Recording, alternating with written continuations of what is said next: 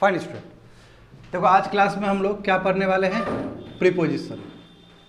Preposition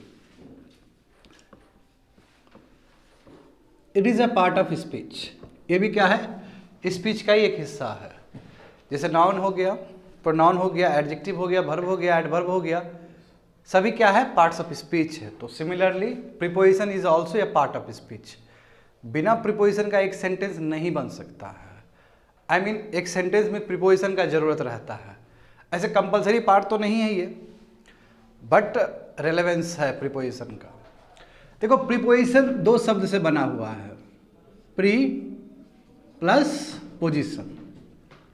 pre plus position, ये position का मतलब क्या हुआ? ये पोजीशन का मतलब हुआ स्टूडेंट नाउन या फिर प्रोनाउन। यानी कोई भी शब्द नाउन और प्रोनाउन से पहले प्लेस्ड किया जाए तो उसको हम क्या कह सकते हैं? प्रीपोजिशन। समझ गए ना? So easy. तो यानी कि preposition placed, it is placed before noun और प्रोनाउन। क्यों प्लेस करते हैं? To show relation. रिलेशन दिखाने के लिए student, in order to show relation हम लोग क्या करते हैं? नाउन या प्रोनाउन से पहले प्रीपोजिशन को प्लेस करते हैं। जैसे एग्जांपल देखो, there is a cow in the field। एक सिंपल सेंटेंस देख रहे हैं हम लोग। There is a cow in the field. बताओ यहां पे प्रीपोजिशन कौन सा है? इन। ये प्रीपोजिशन है, दिस अ प्रीपोजिशन। तो नोट करके लिख लो स्टूडेंट, नोट प्रीपोजिशन इन shows relation between, किसके किसके बीच में रिलेशन दिखा रहा है? काउ एंड फील्ड के बीच में। समझ रहे हो ना स्टूडेंट? Cow and field.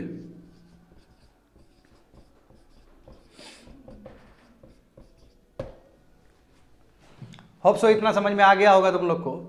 तो प्रीपोजिशन का मतलब क्या हुआ कि कोई भी शब्द जो नाउन या प्रोनाउन से पहले आए, बट शर्त क्या है? वो शब्द कैसा होना चाहिए? वो रिलेशन क्रिएट करना चाहिए। यदि वो रिलेशन क्रिएट नहीं कर रहा, ऐसे तो नाउन प्रोनाउन से पहले एडजेक्टिव भी आ सकता है, सही बात है ना? बट जो सबसे इंपॉर्टेंट जो पैरामीटर है, जो इंपॉर्टेंट कंडीशन है, वो क्या है? It must show relation. ये रिलेशन स्थापित करना होगा उसको, तभी जाके वो प्रीपोजिशन कहला जा सकता है। Then only we can say this is the preposition. समझ गए ना स्टूडेंट? जैसे there is a cow in the field, यहां पे प्रीपोजिशन इन है। कैसे हम बोल सकते हैं इन है? क्योंकि रिलेशन क्रिएट कर रहा है काउ और तुम्हारे फील्ड के बीच में, इसलिए। और देखो ये नाउन हुआ ना, फील्ड नाउन से पहले प्लेस्ड है, इसलिए प्रीपोजिशन है। पोजिशन मतलब नाउन या प्रोनाउन, क्योंकि जानते हो सब्जेक्ट हो चाहे ऑब्जेक्ट हो, ये कोई नाउन ही काम कर सकता है इसका, या फिर कोई प्रोनाउन ही काम कर सकता है बाय डिफॉल्ट, क्योंकि प्रोनाउन कुछ नहीं है, it is a replacement of noun. तो इसलिए हमेशा नाउन और प्रोनाउन एक साथ ही आएगा। होप सो समझ में आ गया होगा तुम लोग को। अब देखो स्टूडेंट, जितने भी वर्ड आएंगे, यानी कि प्रीपोजिशन के बाद जो तुम्हारा पोजीशन है, ये जो वर्ड है, ये देख रहे हो ना, ये जो है, ये चलो ये तो आर्टिकल हो गया, डिटरमाइनर हो गया, इसको साइड कर दो, या फिर साथ में भी लिख सकते हो, कोई प्रॉब्लम नहीं है। ये हमेशा क्या बन जाएगा? ऑब्जेक्ट बन जाएगा। किसका? प्रीपोजिशन का। तो यानी कि प्रीपोजिशन के बाद जो भी नाउन या प्रोनाउन आते हैं वो ऑटोमेटिकली क्या बन जाएगा? प्रीपोजिशन का ऑब्जेक्ट बन जाएगा। समझ? ये बहुत इंपॉर्टेंट इंफॉर्मेशन है। अब पहले भी मैं कई बार बोल चुका हूं क्लास में, यही रीजन है कि वो सब्जेक्ट का ऑब्जेक्ट नहीं बन पाता है। समझ गए ना? तो इसलिए यहां पे हो गया, लिख लिए हो? हाँ, लिख लो इसको तेजी से, राइट डाउन।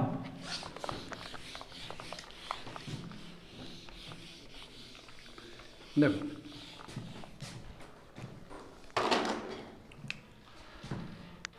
नाउन और प्रोनाउन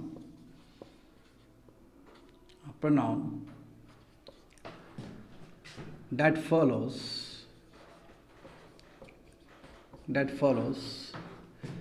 प्रीपोजिशन, जो प्रीपोजिशन को फॉलो कर रहा है, यानी कि प्रीपोजिशन के बाद आ रहा है। नाउन और pronoun that follows preposition becomes object of the preposition. Very important, object of the preposition. ये प्रीपोजिशन का क्या होगा, ऑब्जेक्ट बन जाएगा। ठीक है, इसको अंडरलाइन कर लो। It becomes object of the preposition. जैसे देखो यहां पे एग्जांपल,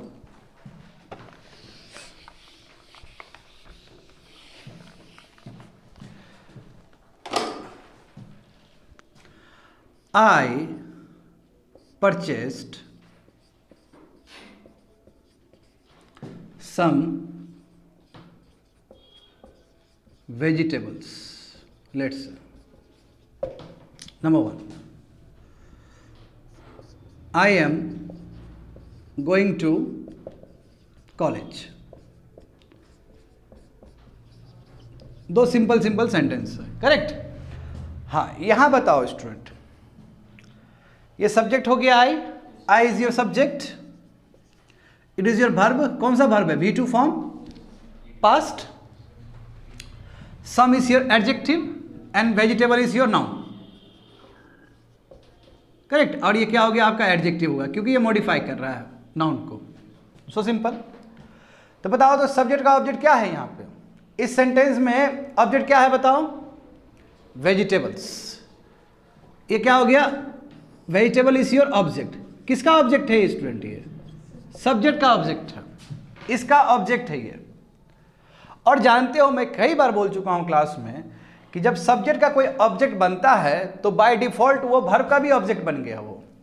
और इस तरह का वर्ब को क्या बोलते हैं हम लोग, ट्रांजिटिव वर्ब। क्या बोलते हैं, ट्रांजिटिव वर्ब कहते हैं।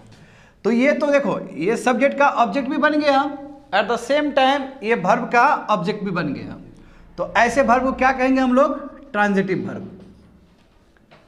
So simple. अब ये दूसरा देखते हैं। अब बताओ इसमें सब्जेक्ट क्या है, आई, ऑब्जेक्ट क्या है, ऑब्जेक्ट है यहाँ पे। हाँ, सब्जेक्ट का ऑब्जेक्ट बिल्कुल नहीं है। क्या कारण है इसके पीछे, क्योंकि यहाँ प्रीपोजिशन आ गया। और चूंकि अभी प्रीपोजिशन का चैप्टर पढ़ रहे हो, तो ये तुम लोगों को पता होना चाहिए कि जैसे ही प्रीपोजिशन आ गया, उसका चाहे नाउन आए चाहे प्रोनाउन आए, वो उसका ऑटोमेटिकली ऑब्जेक्ट बन जाएगा। इसलिए वो हमेशा बोलते हैं, फर्स्ट क्लास में ही बोले थे ना नाउन चैप्टर में, कि जैसे ही प्रीपोजिशन आया ब्रेक लगा देगा। क्यों, क्योंकि जो भी आएगा बोलेगा ये मेरा है, तो इसका ऑब्जेक्ट बन जाएगा। तो ये भी ऑब्जेक्ट है, किसका मट, ऑब्जेक्ट ऑफ प्रीपोजिशन टू का है, ऑब्जेक्ट ऑफ प्रीपोजिशन टू। तो कहने का मतलब क्या हुआ स्टूडेंट, ये जो वर्ब तुमको दिख रहा है, ये वर्ब ट्रांजिटिव वर्ब होगा, ये वर्ब ट्रांजिटिव होगा, बिल्कुल नहीं होगा। क्यों, it does not carry object, क्योंकि जब सब्जेक्ट का ऑब्जेक्ट ही नहीं बना तो वर्ब का कैसे ऑब्जेक्ट बनेगा। इसलिए ये कौन सा वर्ब हो गया, इंट्रांजिटिव वर्ब हो गया। तो देखो, there is a close relation. Transitive verb बनने के पीछे क्या रहस्य है, कि वो सब्जेक्ट का ऑब्जेक्ट होना चाहिए उधर। और यदि नहीं बन पाया तो इसका मतलब कोई प्रीपोजिशन है जो सब ऑब्जेक्ट को रख लिया अपने पास में। एटलीस्ट इस सेंटेंस में तो ऐसा ही दिख रहा है, समझ गए ना। हाँ, अच्छा, तुम लोग से सवाल मेरा ये है, क्या प्रीपोजिशन का ऑब्जेक्ट एक से अधिक हो सकता है, क्या प्रीपोजिशन का ऑब्जेक्ट एक से अधिक हो सकता है। तो बिल्कुल हो सकता है ना। नाउन एक से अधिक भी तो आ सकते हैं। जैसे एग्जांपल देखो यहां पे, the train runs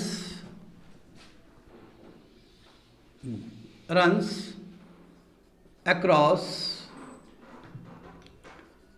hill and plain. The train runs across hill and plain. तो देखो स्टूडेंट, ये क्या हो गया, हिल एंड प्लेन क्या, दो हो गया ना, दो ऑब्जेक्ट आ गया ना, ये दोनों ही नाउन है। तो इसका मतलब yes, preposition can have more than one object. लिखो नोट करके, इसलिए यहां पे नोट करके लिखो कि ए preposition A preposition may have more than one object, एक ऑब्जेक्ट से ज़्यादा उसका हो सकता है उसके अंदर। लिख लो, तेजी से लिख लो। चलो मेरा दूसरा सवाल, पहले इसको लिख लो, उसके बाद एक सवाल पूछते हैं तुम लोग से।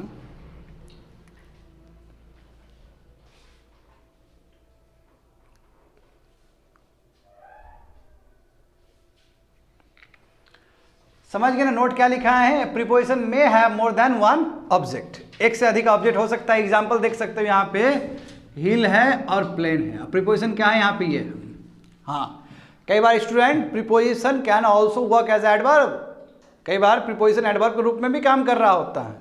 वो डिपेंड करता है कि सेंटेंस में किस तरह उस वर्ड को यूज किया गया है। Depending on the usage we can classify same word as an adverb or sometimes we can classify them as preposition। तो काम क्या कर रहा है उसमें, किस तरह उसका प्लेसमेंट है। अच्छा मेरा सवाल तुम लोग से ये है स्टूडेंट, क्या जरूरी है कि प्रीपोजिशन का जो प्लेसमेंट होगा वो नाउन या प्रोनाउन से पहले ही होगा? क्या कोई यहां पे एक्सेप्शनल केसेस हो सकता है? हो सकता है, बोलो। कायदे से preposition, pre plus position, position मतलब नाउन या प्रोनाउन का प्लेसमेंट। तो क्या हमेशा प्रीपोजिशन के लिए जरूरी है प्रीपोजिशन के बाद नाउन या प्रोनाउन को ही हम डालें वहां पे? Sometimes it may alter. हाँ, एक्सेप्शनल केस बहुत सारे हो सकते हैं।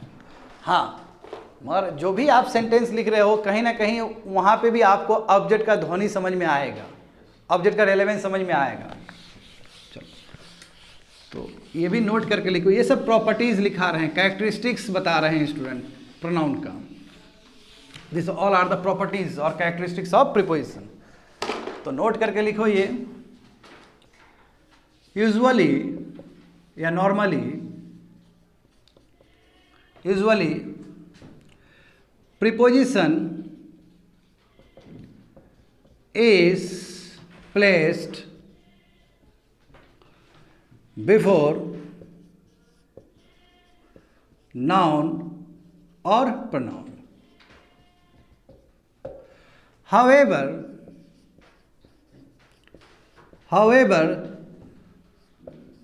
the preposition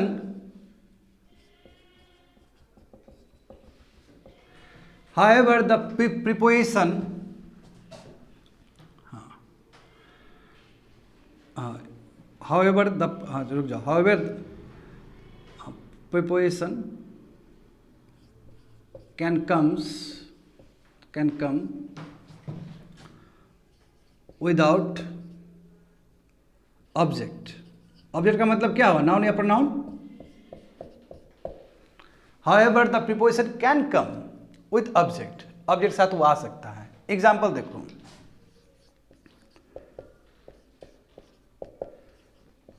this is the bag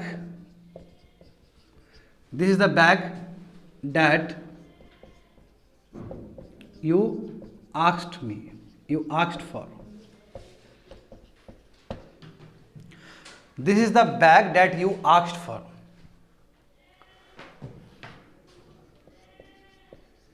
Here is the boy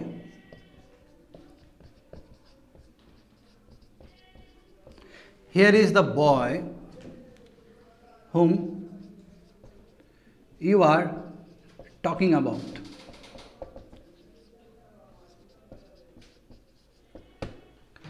बताओ यहां पे प्रीपोजिशन कौन सा है? फर्स्ट सेंटेंस में कहां पे प्रीपोजिशन? फॉर। ये प्रीपोजिशन है। यहां बताओ प्रीपोजिशन कहां पे है? अबाउट। क्या इसके बाद कोई नाउन आया? क्या इसके बाद कोई प्रोनाउन आया? नहीं आया। मैं ये किसके लिए बोला जा रहा होगा? वो अबाउट किसके लिए बोला जा रहा होगा? तो जरूरी नहीं कि प्रीपोजिशन कैन कम, हाँ, विदाउट, सॉरी यहाँ पे विथ लिख दे, विदाउट ऑब्जेक्ट। क्यों? क्योंकि ऑब्जेक्ट हो सकता है डिफरेंट लोकेशन में प्रेजेंट हो। हमारा अंडरस्टूड है कि ऑब्जेक्ट होगा वहां पे, सेंटेंस में दूसरी जगह पे वो छिपा होगा। तो जाहिर नहीं है कि नाउन या प्रोनाउन से पहले ही प्रीपोजिशन आएगा। प्लेसमेंट कैन बी शिफ्टेड, हाँ प्लेसमेंट अलग हो सकता है इसका।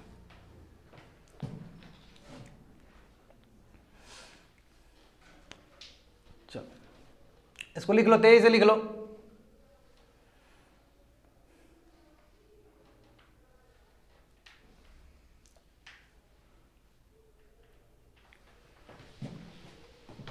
चलो अब क्लासिफिकेशन देखते हैं प्रीपोजिशन का।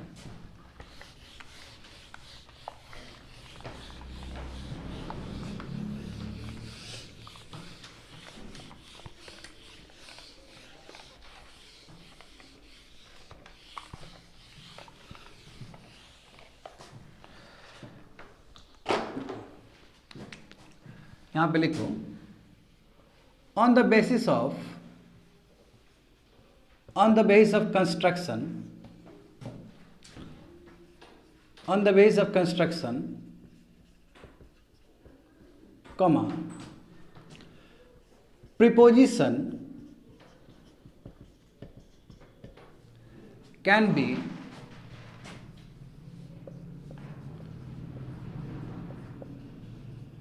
categorized into फॉलोइंग काइंड्स, यानी कि कंस्ट्रक्शन के बेसिस पे किस तरह बनता है प्रीपोजिशन, उसके बेसिस पे बहुत अलग अलग टाइप के प्रीपोजिशन हो सकते हैं। कंस्ट्रक्शन के बेसिस पे स्टूडेंट, फंक्शन के बेसिस पे नहीं, कंस्ट्रक्शन के बेसिस पे। ठीक है, इससे पहले हेडलाइंस को ठीक से लिख लो।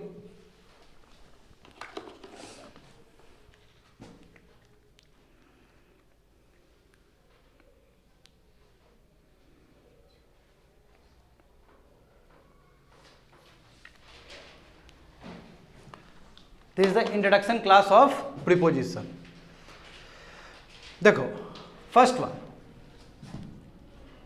Simple preposition. सिंपल प्रीपोजिशन, अब सिंपल प्रीपोजिशन कैसे बनता है? Constructed by a single word, एक सिंगल वर्ड से ये स्टूडेंट कंस्ट्रक्ट हो रहा है। एग्जाम्पल देखो, in, at, correct, with, from, for, etcetera. ऐसे बहुत सारे हो सकते हैं, ना स्टूडेंट? बहुत सारे हो सकते हैं। तो ये क्या है? तुम्हारा एक छोटा सा सिंगल वर्ड से बना हुआ है। तो ऐसे कंस्ट्रक्शन वाले प्रीपोजिशन को हम लोग क्या बोलते हैं? Simple preposition. Next one, double preposition. Double preposition,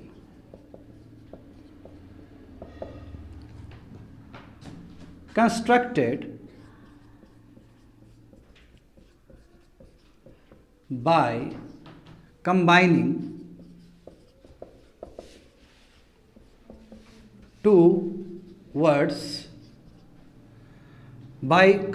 two words, or two words or two simple preposition, together.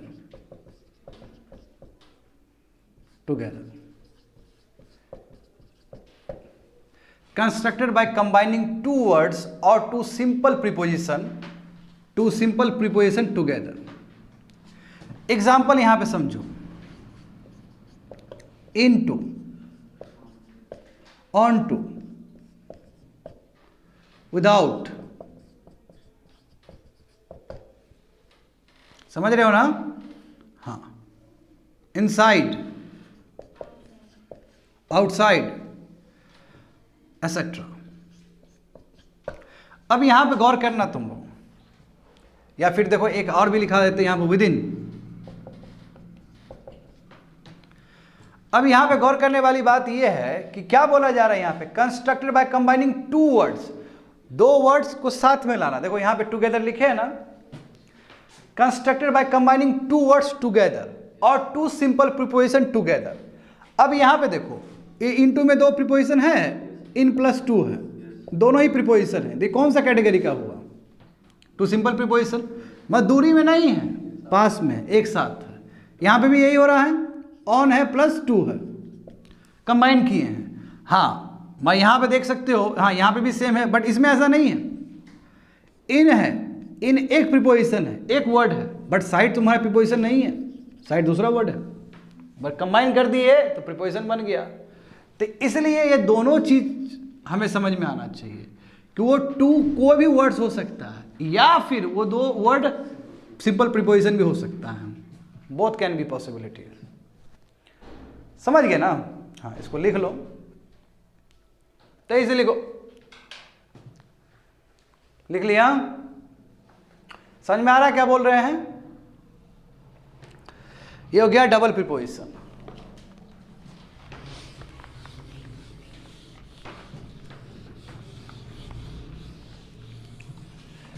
अब देखते हैं थर्ड वन,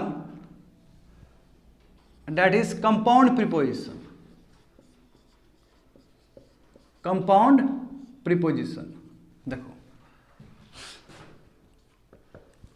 कंपाउंड प्रीपोजिशन में क्या होता है? Constructed by two separate words. दो अलग वर्ड्स हैं, एक साथ नहीं है, क्या है? अलग है। एग्जाम्पल देखो, due to, because of,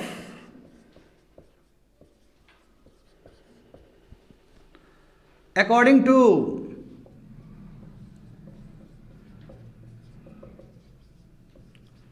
but ये किसके तरह काम कर रहा है? प्रीपोजिशन की तरह काम कर रहा है। सेपरेट है, क्या लिखा गया है? Constructed by two separate words, दो अलग सेपरेट है, कंबाइन नहीं है, दो अलग है।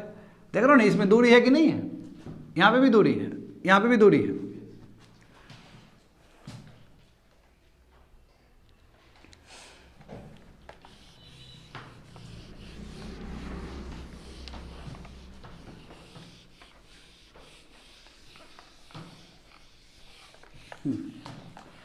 अब fourth one, that is your phrase. अच्छा, फ्रेज का मतलब क्या होता है? What is the meaning of phrase? Group of words. तो इसमें हो सकते हैं, बहुत सारे वर्ड्स आ सकते हैं एक साथ में, यानी constructed by combination of words. Words क्या है? सब सेपरेटेड है, कॉम्बिनेशन ऑफ, हाँ कंबाइन मतलब टुगेदर नहीं ला रहे हैं, अलग अलग ही है। Constructed bye combination of words, जो कि सेपरेट ही है। एग्जाम्पल देखो, इन अकॉर्डेंस विथ, सुने हो ये वर्ड? हाँ। In fact student, phrase preposition, ठीक है ना, और कंपाउंड प्रीपोजिशन दोनों इंटर रिलेटेड है। बात समझे? कहने का मतलब क्या है कि compound preposition is a part of phrase preposition, इसी का अंग है ये। यदि दो वर्ड हो जाए तो कंपाउंड प्रीपोजिशन हो सकता है। इसलिए एग्जांपल यहां पे भी लिख सकते हो, due to, in spite of, एक साथ रखो इसको, in spite of, despite of, in place of, in place of, in addition to. सुने हो कि नहीं सुने हो? In addition to.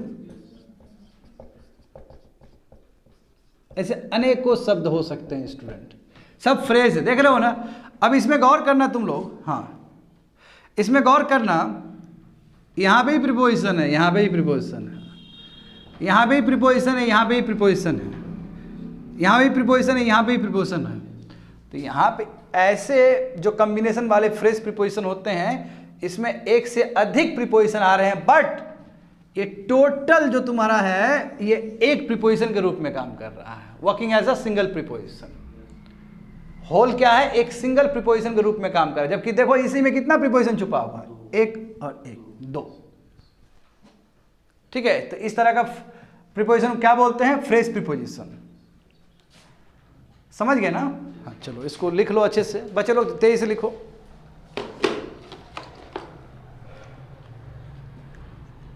तुमको समझ में आया? सवाल पूछे तुमसे?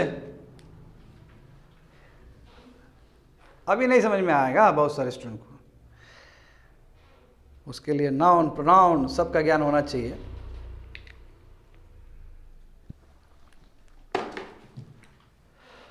पार्टिसिपल वर्ड सुने हो?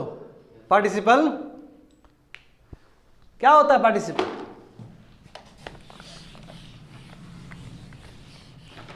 बताओ क्या होता है पार्टिसिपल?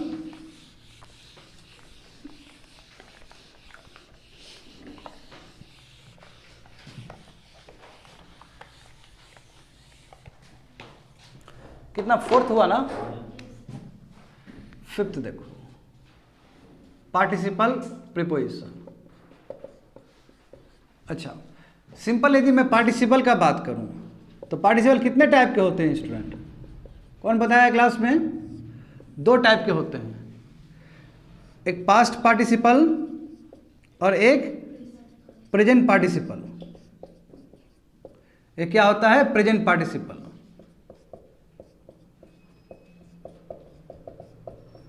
पास्ट पार्टिसिपल का मतलब क्या है? V3, V2 नहीं, V3। V2 तो पास्ट टेंस है, V3 पास्ट पार्टिसिपल। हाँ, मैंने कहा नोमेनक्लेचर से कोई लेना देना नहीं है। V3 can be used in future tense also, V3 can be used in present tense also, V3 can be used in your past tense also. तो नामकरण से कोई लेना देना नहीं है। बट जो V3 क्या बोलते हैं? Past participle. यानी कि इसका अधिक से अधिक वर्ड आपका या तो ed से खत्म होता है या फिर तुम्हारा en से खत्म होता है, प्रोवाइडेड, गिवन। और ये जो तुम्हारा है ये क्या है? तुम्हारा VING फॉर्म है। तो ठीक है, इसको हम V4 भी बोल सकते हैं या V5 भी बोल सकते हैं। नहीं, कई सारे बुक में V5 दिया गया है VING फॉर्म को, और कई सारे बुक में V4 दिया गया है। तो इस कन्फ्यूजन से बचने के लिए हमने क्या बोला? VING फॉर्म है। तो इसमें क्या होगा? Always ING, always ING। तो अब देखो इस चीज को यहां पे लगा दो, यानी कि ऐसा वर्ड जिसमें पास्ट पार्टिसिपल हो और प्रेजेंट पार्टिसिपल हो और मिलके क्या बन रहा है? प्रीपोजिशन बन रहा है। तो क्या बन गया तुम्हारा? Participle preposition. So simple, constructed with the help of participle. जैसे एग्जांपल देखो इसका, ड्यूरिंग, ING आया कि नहीं आया? प्रोवाइडेड, ING आया ना? बट प्रोवाइडेड देखो वर्ब भी हो सकता है। मैं यहां पे वर्ब की तरह काम नहीं कर रहा, वो किस तरह काम कर रहा है? प्रीपोजिशन की तरह काम कर रहा है। समझे? गिवन, ये सभी चीज, और भी बहुत सारे वर्ड्स हो सकते हैं, एक्सेट्रा लिख दो।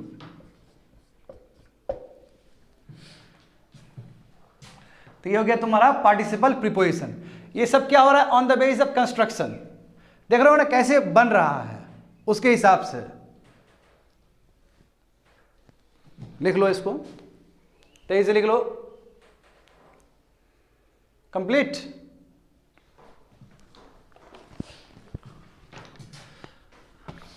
अब एक लास्ट देखते हैं इसका, 6th वन।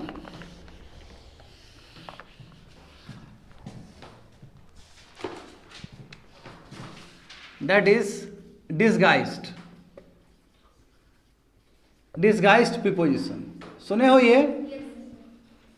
क्या होता है डिसगाइज्ड प्रीपोजिशन? 6 o'clock। हाँ, वेरी गुड। जो लेटर से रिप्रेजेंट किया आता है वो तुमको डायरेक्ट नहीं दिखेगा, मगर उसका इनडायरेक्टली इंपैक्ट पड़ता है। रिप्रेजेंटेड बाय लेटर, ये लेटर से पता चलता है। तो लेटर कौन सा लेटर यूज होता है? ए या फिर ओ। ठीक है, एग्जाम्पल देखो, एग्जाम्पल समझोगे ज्यादा। ही earns ₹200 a day. Number 2, the class starts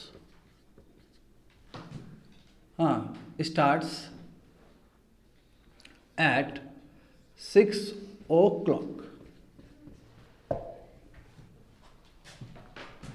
देखो स्टूडेंट, डे क्या है बताओ तो? नाउन है ना डे। क्लॉक क्या है? नाउन है ना। उससे पहले आया ना ये, उससे पहले ये आया ना, तो ये भी प्रीपोजिशन है, ये भी कंस्ट्रक्शन ही है। हाँ, ए क्या चीज को रिप्रेजेंट कर रहा है? Per day. और ओ क्या चीज को रिप्रेजेंट कर रहा है? टाइम को। तो इस तरह के प्रीपोजिशन को हम क्या बोलते हैं? Disguised preposition. ये भी कंस्ट्रक्शन का ही एक रूप है। तो कंस्ट्रक्शन के बेसिस पे कितना भाग में डिवाइड हुआ प्रीपोजिशन? 6 टाइप्स में। कई बुक में 5 टाइप भी दिया गया है। कई बुक में ना कंपाउंड प्रीपोजिशन को फ्रेज कंपोजिशन के अंदर डाल दिया, फ्रेज प्रीपोजिशन के अंदर डाल दिया है। कई बुक में कंपाउंड प्रीपोजिशन और डबल प्रीपोजिशन को एक बता दिया गया है। तो मैंने सब अलग अलग किया है सबको, समझ गया ना? बट आपको पता होना चाहिए कि मीनिंग क्या है, कैसे बन रहा है, ये सभी चीज एंड सो ऑन। तो ये हो गया on the basis of construction. On the basis of function देखोगे they are very different. Function देखो इंपॉर्टेंट है कि कैसे काम कैसे कर रहा है, ये तो कंस्ट्रक्शन के बेसिस पे हो गया। तो on the basis of function तो वो भी इसका भी अलग कैटेगरी रहेगा। तो जो उस समय दिए थे ना हेडलाइंस वही लिखो। On the basis of function the preposition can be categorise into following ways. लिखो हेडलाइंस लिखो। On the basis of construction on the basis of function the preposition can be categorise into following ways.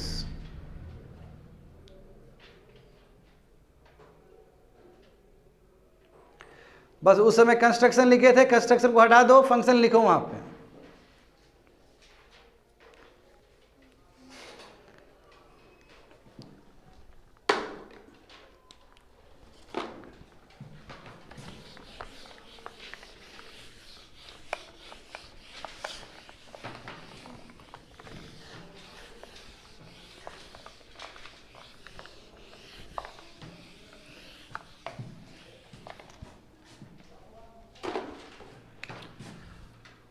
लिखो on the basis of function. Function का मतलब क्या होता है? काम, work, what they perform. On the basis of function the preposition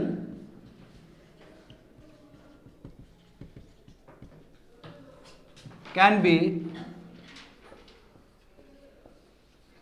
be categorized into following ways. Following kinds लिख सकते हो।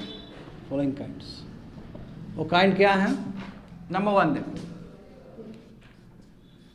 प्रीपोजिशन ऑफ टाइम, यानी कि ऐसा प्रीपोजिशन जो टाइम के बारे में बात करे, टाइम के बारे में आपको बताए। तो देखो टाइम के बारे में बताने के लिए बहुत सारे प्रीपोजिशन हमारे पास है ना। In, at, within, you have to complete the project within 1 week. समय बताया ना, समझ रहे हो ना? तो इस तरह के जितने भी वर्ड्स होंगे स्टूडेंट, वो सब क्या रिप्रेजेंट कर रहा है? Preposition of time etcetera. ऐसा बहुत हो सकता है। या ड्यूरिंग, ड्यूरिंग भी टाइम को रिप्रेजेंट कर रहा है ना, एसेट्रा। अच्छा, एक तुम लोग का ध्यान में यहां पे खींचना चाहूंगा। देखो ये जो है, फिर on the basis of construction कहोगे तो फिर डिफर कर जाएगा ये।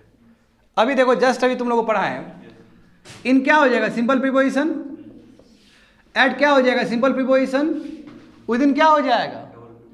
Double preposition. ए मोबाइल सब मत देखना तुम लोग, डबल प्रीपोजिशन। ड्यूरिंग क्या हो जाएगा? हाँ, पार्टिसिपल प्रीपोजिशन। तो सब एक साथ आया ना। But on the basis of work, ये सब किस में आ गया? टाइम में आ गया। तो स्वरूप कुछ भी हो सकता है, बट काम कहाँ पे आ रहा है वो इंपॉर्टेंट है। नंबर 2 देखो, प्रीपोजिशन ऑफ प्लेस। टाइम है तो प्लेस भी देखो। अब प्लेस के लिए भी तो जानते हो ये सभी चीज यूज होता है।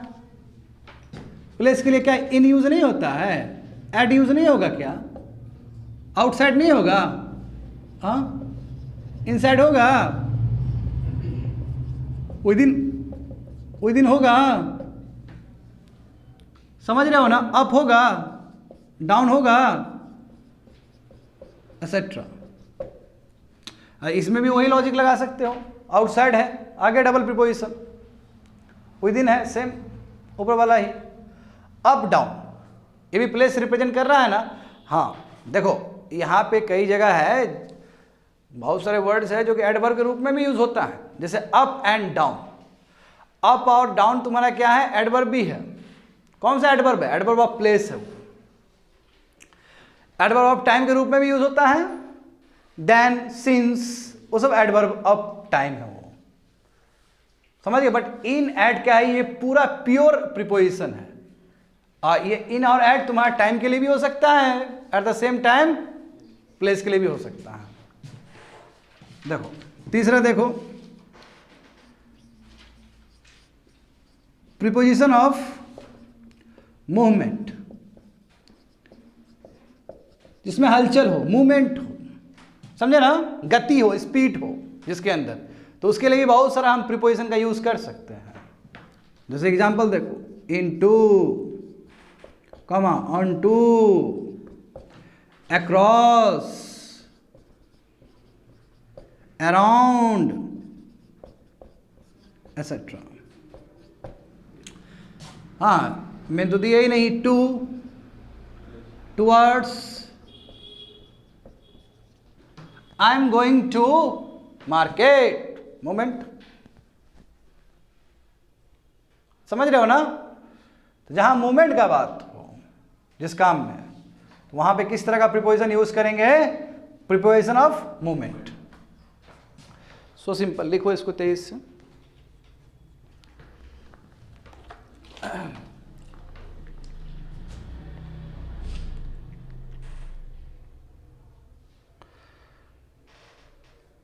तो एक बात तो स्पष्ट हुआ यहां से, जितना भी हम लोग तीन देख रहे हैं, तो जरूरी नहीं है कि प्रीपोजिशन ऑफ टाइम, तुम्हारा जो भी एग्जांपल है, जरूरी नहीं कि वो प्रीपोजिशन ऑफ प्लेस में यूज नहीं हो सकता, बिल्कुल हो सकता है यूज। देख रहे हो ना, बहुत सारा चीज यूज हो रहा है ना।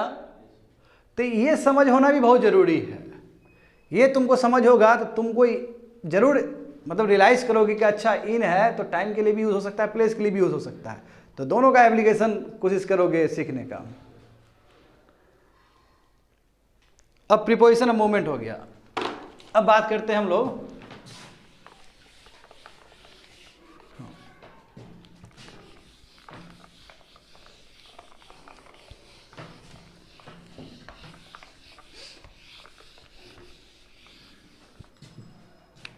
Fourth one, preposition of manner, किस तरीके से काम को अंजाम दिया गया, समझे।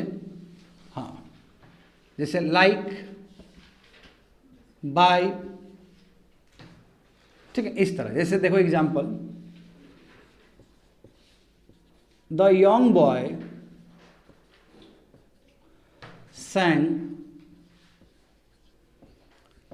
like a true singer।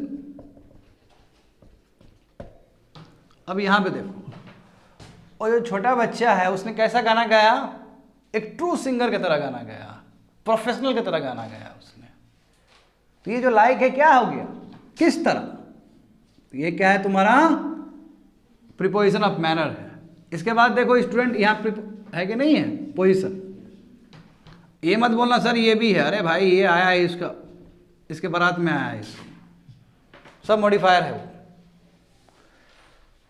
जाना है इसके बारात में, नहीं जाना है तुमको।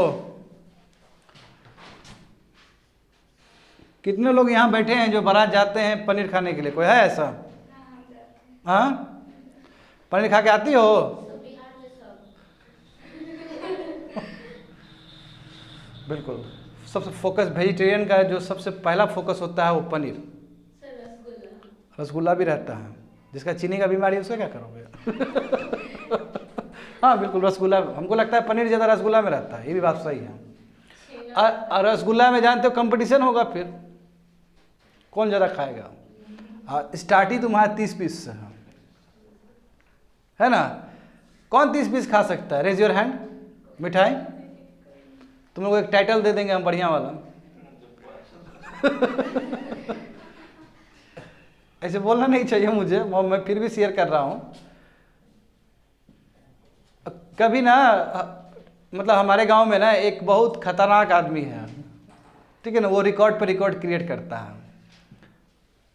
जब जाता है ना शादी में तो कम से कम नहीं भी तो 70-80 खा के आएगा। 70-80। हाँ, वो भी कम पड़ जाएगा उसके लिए। सोचो, क्या तुम कंपटीशन दे सकते हो ऐसे लोग को? कभी नहीं। तो फिर तो तुम लोग पनीर पे ही कंसंट्रेट करो। अच्छा, पनीर का भी तो आइटम बहुत अच्छा रहता है ना वहाँ पे, हाँ। कि खाली एक पनीर और मटर डाल के ख़त्म कर दिया बात, ऐसा तो नहीं ना? तो मेनली वही रहता है पनीर का तो। पनीर मटर, एक्चुअली पनीर का भी वैरायटी होना चाहिए ना। और बहुत अच्छे अच्छे शादी में तो और भी बहुत सारा अच्छा आइटम्स रहता है, आइसक्रीम भी रहता है। सर एक यहाँ पे बहुत बड़ा कोई है, बहुत बड़ा शादी हुआ है, वहाँ पे बहुत ज़्यादा आइटम रहता है, वहाँ पे बहुत कुछ रहता है, फायर वाला भी आइटम रहता है। फायर वाला, यस सर। वो जो पान, हाँ। वो बहुत ज़्यादा वायरल होता है ना वो वाला, पूरा पान में वो आग लगा हुआ है, पूरा खा रहा है, वीडियो वायरल कर रहा है बैठ के। चलो ठीक है, प्रीपोजिशन ऑफ मैनर समझ में आ गया ना तुम लोग को? तो ये सभी वर्ड जो है ये किस तरह काम कर रहा है? मैनर के रूप में काम कर रहा है। अब देखते हैं हम लोग, ये तो हो गया। अब देखते हैं प्रीपोजिशन ऑफ टाइम। हो गया ना?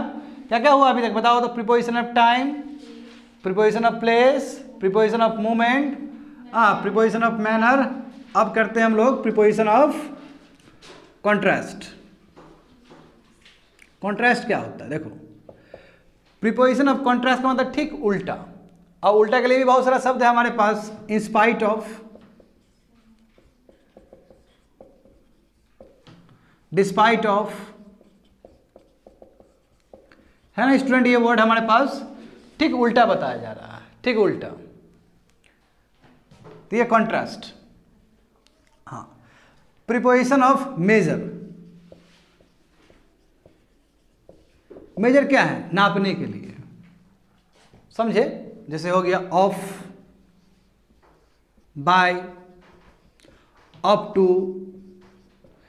जैसे I can eat up to 100 sweets. Let's, जो अभी कहानी बता रहे थे, अप टू एक लिमिट दिया ना। हाँ, बियॉन्ड भी लिमिट आ जाएगा ना, बियॉन्ड। तो फिर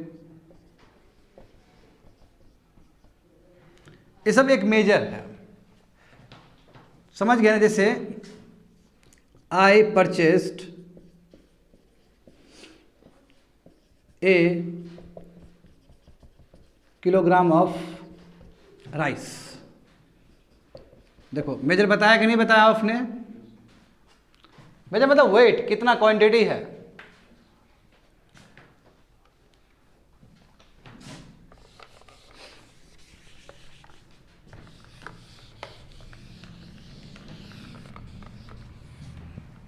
सेवेंथ, प्रीपोजिशन ऑफ इंस्ट्रूमेंट, या फिर इसको हम लोग एजेंट भी कह सकते हैं। प्रीपोजिशन ऑफ एजेंट और प्रीपोजिशन ऑफ इंस्ट्रूमेंट कैसे काम किया गया, किस द्वारा किया गया? Bye, with. जैसे एग्जांपल देखो इसका, जैसे this house was constructed by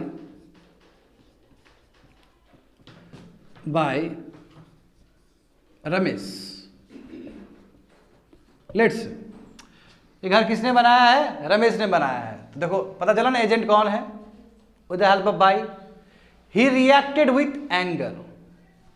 देखो, समझ गए ना? हाँ, ही रिएक्टेड विथ एंगर। तो ये तुम्हारा प्रीपोजिशन ऑफ मैनर में आ सकता है। वहां पे किस तरह काम किया जा रहा है। ये हो गया तुम्हारा 7th वन। चलो इसको मिटा ही देता हूं।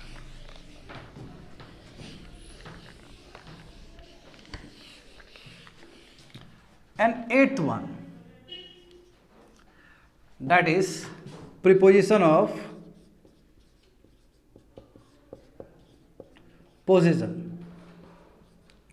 सुने हो स्टूडेंट, ये वर्ड कितना बार रिपीट किए हैं? पोजीशन मतलब रिलेशन दिखाने के लिए। हाँ, रिलेशन दिखाने के लिए हम लोग क्या क्या यूज करते हैं? टू, ऑफ या विथ, ये शब्द को यूज कर सकते हैं। जैसे this property belongs to him. Relation दिख गया ना? समझ गए ना? इस तरह हो सकता है। And last one, that is preposition of origin या फिर सोर्स, कहाँ से आया है, ओरिजिन बताना है तुमको। तो ओरिजिन के लिए जानते हो तुम लोग बहुत सारे वर्ड्स है, फ्रॉम, हाँ, भाया, थ्रू, करेक्ट, हाँ, to, the train departs from BGS station, origin, source, समझ गए। तो इतने टाइप के प्रीपोजिशन होते हैं। कंप्लीटेड, हाँ, आई हैव, रुक जाओ, I have completed the introduction of preposition chapter. आज की क्लास खत्म हुआ। तो हम लोग क्लास में बेसिकली क्या किए आज, पहले तो हम लोग कोशिश किए प्रीपोजिशन का कैरेक्टरिस्टिक समझने का, कि प्रीपोजिशन का क्या गुण है, क्या उसका रेलेवेंस, क्या कैरेक्टर है उसका। उसके बाद प्रीपोजिशन को कैसे हम डिवाइड कर सकते हैं, कैसे उसको कैटेगराइज कर सकते हैं डिफरेंट काइंड्स में, on the basis of construction. बताओ कंस्ट्रक्शन में क्या क्या था student? Simple preposition, double preposition, तुम बोलो बाबू क्या क्या था उसमें कंस्ट्रक्शन में? सिंपल प्रीपोजिशन, डबल प्रीपोजिशन, तुम बताओ। हाँ, compound preposition, phrase preposition, participle preposition, disguise preposition. हो गया ना? ये कंस्ट्रक्शन के बेसिस पे है। अब वर्क के बेसिस पे बताओ, फंक्शन के बेसिस पे बताओ। फर्स्ट क्या था? प्रीपोजिशन ऑफ टाइम, फिर बताओ। हाँ, प्रीपोजिशन ऑफ प्लेस, फिर बताओ। प्रीपोजिशन ऑफ मोमेंट, फिर बताओ। मैनर, और हाँ, प्रीपोजिशन ऑफ कॉन्ट्रास्ट। उसके बाद मेजर, उसके बाद इंस्ट्रूमेंट, उसके बाद पोजीशन, उसके बाद ओरिजिन। समझ गए ना? ये हो गया, खत्म क्लास, दैट्स इट।